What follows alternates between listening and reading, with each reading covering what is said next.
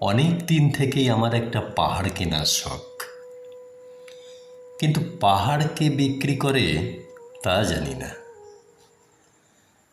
যদি তার দেখা পেতাম, দামের জন্য আটকাতো না।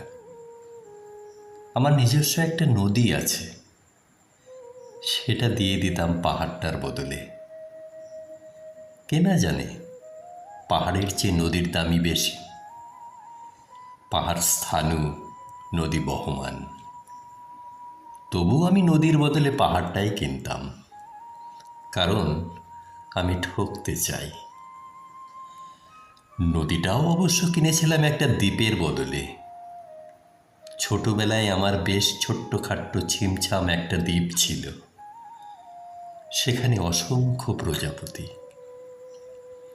শৈশবে দ্বীপটি ছিল আমার বড় প্রিয়। আমার যৌবনে দ্বীপটি আমার কাছে মাপে ছোট লাগলো। প্রবহমান ছিপছিপে তন্বী নদীটি বেশ পছন্দ হলো আমার। বন্ধুরা বলল, ওইটুকু একটা দ্বীপের বিনিময়ে এত বড় একটা নদী পেয়েছিস, খুব জিতেছিস তো মাইরি। তখন জয়ের আনন্দে আমি বিহ্বল হতাম। তখন সত্যিই আমি ভালোবাসতাম নদীটিকে। নদী আমার অনেক প্রশ্নের উত্তর দিত। যেমন, বলতো আজ সন্ধেবেলা বৃষ্টি হবে কি না?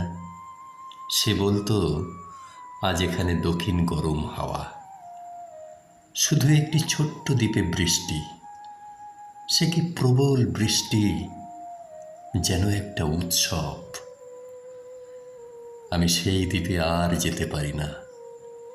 সে জানতো, সবাই জানে, শৈশবে আর ফেরা যায় না। এখন আমি একটা পাহাড় কিনতে চাই। সেই পাহাড়ের পায়ের কাছে থাকবে গহন অরণ্য। আমি সেই অরণ্য পার হয়ে যাব, তারপর শুধু রুক্ষ কঠিন পাহাড়।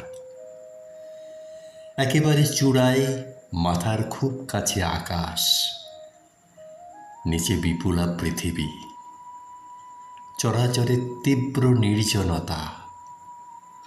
আমার কণ্ঠস্বর সেখানে কেউ শুনতে পাবে না।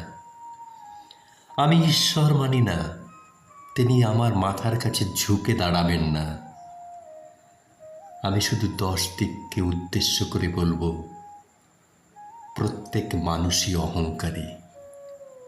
এখানে আমি একা, এখানে আমার কোনো অহংকার নেই।